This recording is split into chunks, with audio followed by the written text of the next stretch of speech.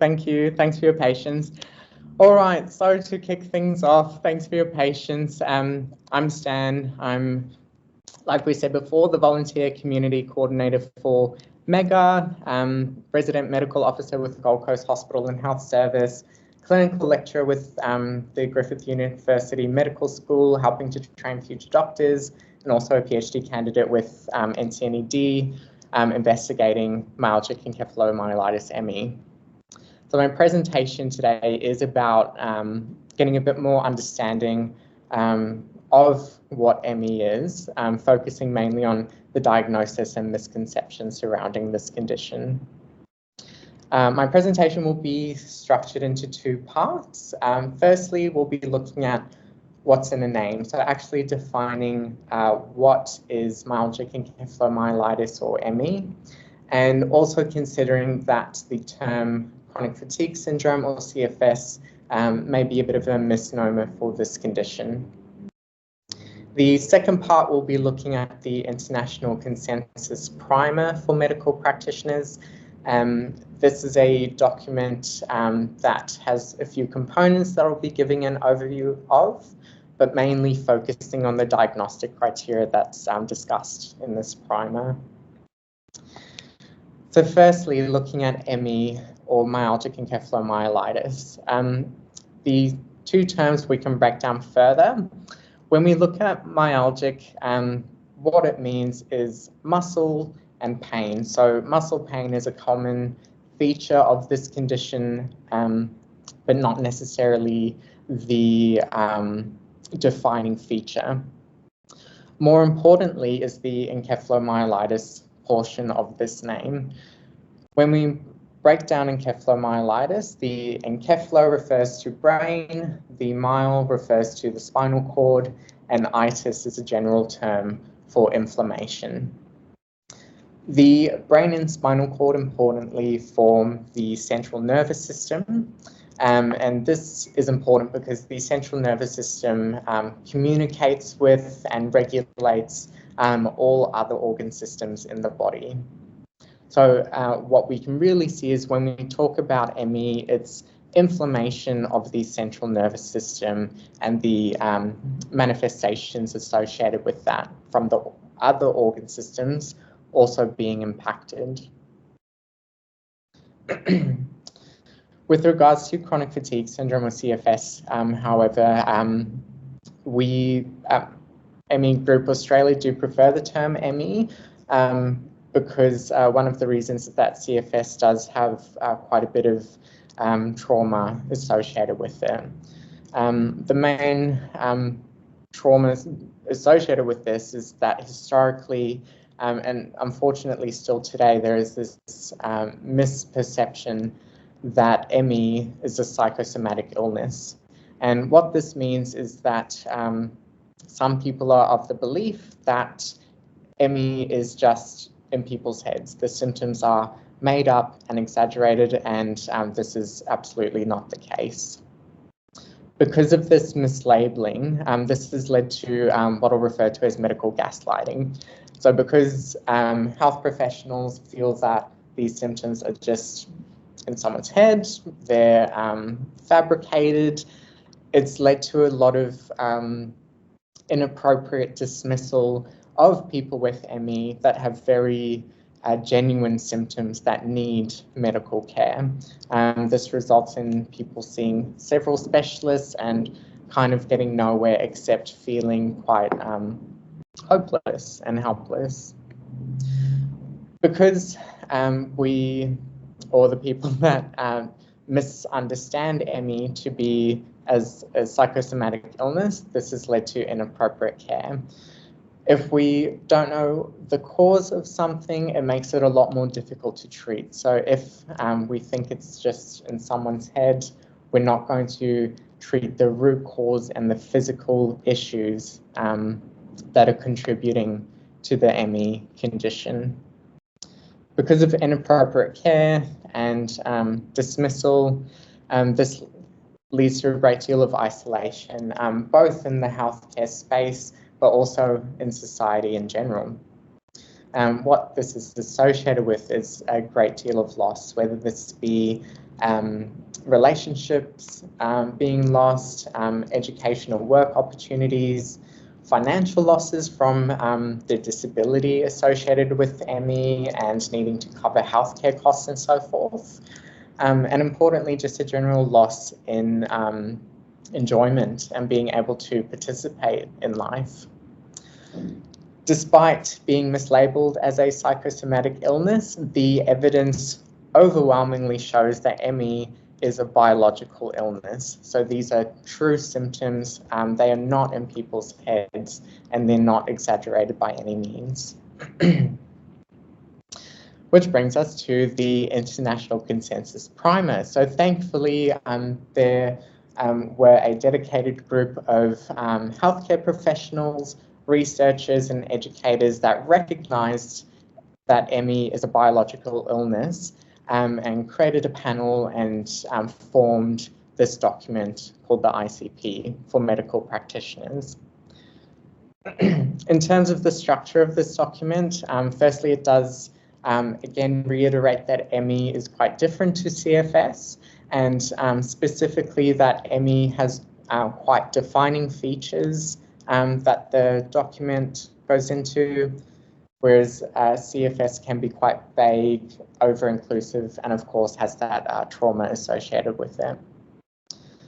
The document also discusses the pathophysiology of ME, which I won't go into today, but it forms the basis of the criteria. In terms of assessment and diagnosis, this is tailored to the individual as well, because what we'll see is, although there are quite specific features for ME, there is a degree of variability to account for how diverse this condition can present. Management and treatment is also discussed. That's beyond the scope of my presentation, but if you would like to read more about the International Consensus Primer for medical practitioners, a link is available on the MEGA website under resources. So when we actually look at the ME diagnostic criteria in this document, the most important thing is this condition termed post-exertional neuroimmune exhaustion, or PENI. I'll explain what this is in the subsequent slide, but the important thing to know is without PENI, there is no diagnosis of ME. It is the defining feature of ME according to these criteria. Because we know ME is characterized by inflammation of the central nervous system, it's expected that there will be neurological abnormalities.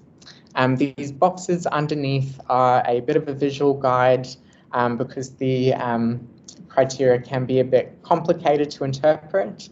Just note that there are 4 possible subcategories of neurological abnormalities, and a person with ME needs to have 1 symptom in at least 3 of the 4 categories to fulfill criteria B.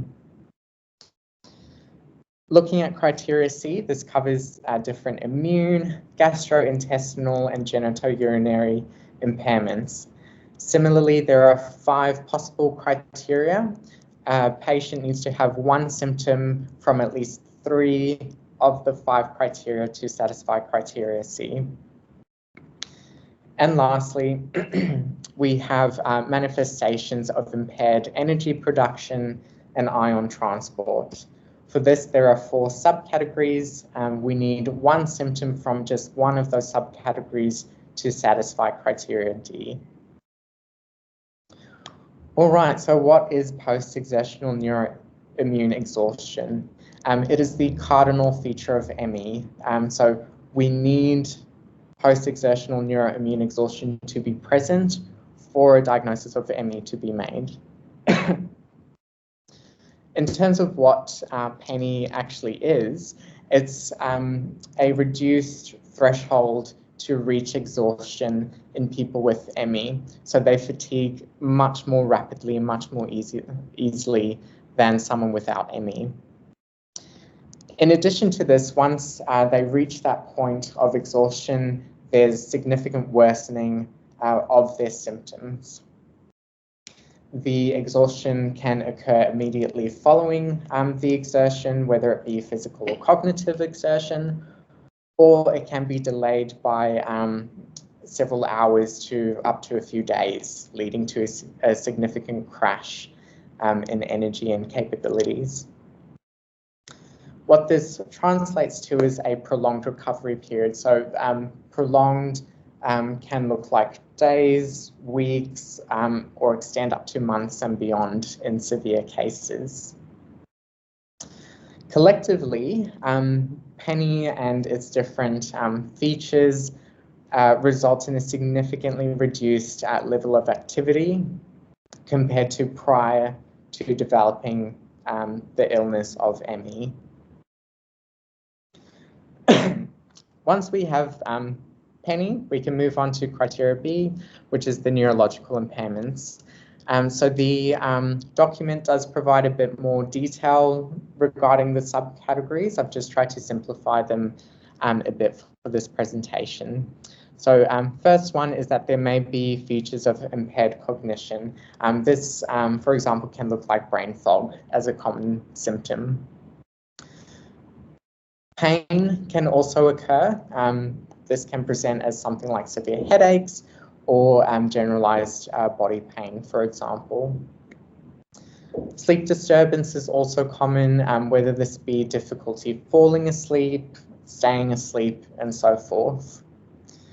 And there may also be sensory or motor disturbances, and this can take the form of difficulty walking and keeping steady, to having abnormal sensations in the body without a clear stimulus to cause that. Again, we have 4 categories. Once 3 of these are satisfied, criteria B is fulfilled. Next, we're looking at the immune, gastrointestinal and genitourinary impairments. So again, there are 5 subcategories here. We need 3 of these to be fulfilled. Possible presentations in ME patients can include flu-like symptoms. So this can take the form of low-grade fevers, swollen lymph nodes in the neck, and so forth. People with ME may be more susceptible to viral infections and have recurrent infections, as well as a prolonged recovery with those infections. Gastrointestinal symptoms are also common, and this can take various forms, whether it be nausea, abdominal pain, IBS-like symptoms with changes in bowel habit, and so forth. Genitourinary symptoms are also possible, and this typically takes the form of bladder wall irritation. So feeling like you need to pass urine quite often, having urgency to pass urine, or going quite frequently at night. And sensitivities. So similar to the central nervous system, the immune system is very much involved in detecting and responding to threats in our environment. In the case of sensitivities in ME, these systems become hypervigilant to things like food, medications, chemicals that people may have previously tolerated, but now the protective mechanisms are in overdrive, and it leads to worsening symptoms and inappropriate responses to things that would normally not cause issues. And lastly, looking at impairments to energy metabolism and ion transport. Firstly, this can take the form of cardiovascular symptoms. A common one is postural orthostatic tachycardia syndrome being associated with ME. Respiratory symptoms can occur, for example, air hunger, or having the chest wall muscles just fatigue very quickly as well. Thermostatic instability may also be present, whether this be feeling quite hot and sweaty all of a sudden without any change in the ambient temperature, or the peripheries like the hands and feet being very cool, again, without the ambient temperature being a cause. And there may be intolerances to temperature extremes. So what a person without ME may perceive as quite a comfortable temperature, this can actually be quite excruciating and intolerable to someone with ME. Here, if we have just one of these categories satisfied out of the 4, criteria D is fulfilled. Just briefly, some special considerations that the primer mentions is that although these criteria that we've just discussed typically applies to the adult population, children can also develop ME. So in children, the symptoms may progress a bit more slowly. So for example, rather than having about 6 months for the condition to fully manifest, it may take 12 months or longer.